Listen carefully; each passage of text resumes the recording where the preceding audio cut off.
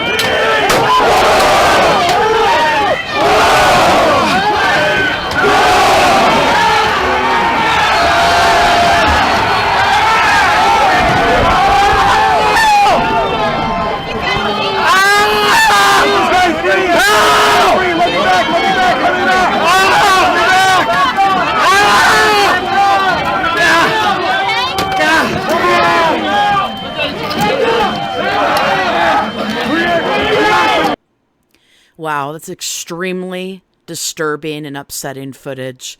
I want to remind the audience, not everyone there that protested that day resorted to violence. There are people that were there peacefully protesting, but these rioters that were trying to get through this door and that stormed that building, they were completely oblivious to the fact that they were crushing somebody. They're completely oblivious to the fact that they're wrong and that their opinion was wrong. And completely oblivious to the fact that the way that they were going about this was wrong. To me, it's an ignorant way to have to resort to violence, and you can do things and not have to resort to criminal behavior. You have the right to peacefully assemble with the Constitution. You don't have the right to harm other people. That goes against the Constitution and what our founding fathers wanted for us. The punishment doesn't fit the crime. There isn't any reason to resort to violence because we haven't exhausted all of our options to be able to resolve things lawfully, verbally, peacefully, so there wasn't any need to resort to violence. They couldn't start an argument where there wasn't one, but they did. How did they do that? Well, and why did they do that? Well, they didn't want to talk verbally, peaceful assembly. Trump lost fair and square. They weren't willing to convince people why that wasn't the case and why he won the election when he didn't win, and there wasn't any way to prove it. They couldn't tell people to just keep him in office when he wasn't supposed to be there anymore after the 20th of this month, 2021. They weren't willing to express how they felt about losing, which was the reality of the situation. So this mob of people ignorantly convinced people that they were right and what they were doing was justified and okay by creating a large, loud, huge, nonsensical, abusive riot that left multiple people dead for nothing. I'm going to equate these rioters and these abusive people that stormed the Capitol, I'm going to equate these people to a drunk driver. Now, what does a drunk driver want? Well, they want something. They want to get home fast. They want a cheaper way of getting home other than taking a taxi. They want to get home how they got there. They need to get their vehicle home. They want to get drunk. They want to have fun. They want to party. They don't care about who they hurt. Those are all components to a drunk driver.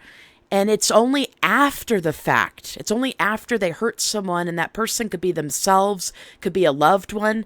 It could be a person that they don't even know, a stranger from another family. It's only after that they hurt someone that it's realized that it's their own selfish, ignorant behaviors that cause the problems to begin with. I have some questions for you guys, and please feel free to utilize the comments section.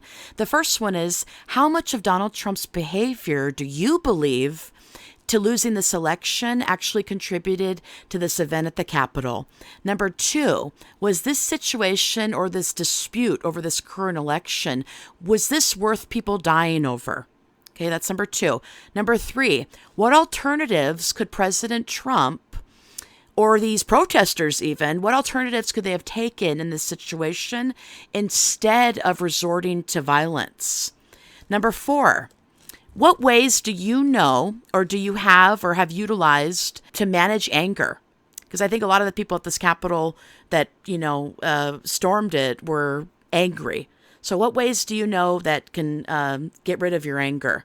Number 5, what is the value and importance on peaceful assembly? Number 6, if Donald Trump didn't condemn people believing and holding weight to his dishonesty and an inability to accept defeat when it was actually needed, do you think that the violence that occurred, that he endorsed that violence at this Capitol because of those reasons?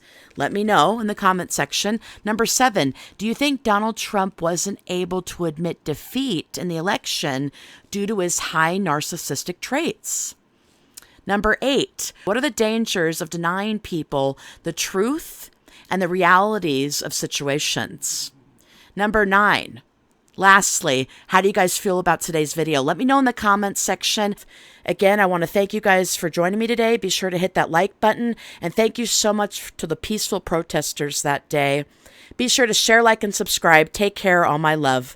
Roasted Studios, out.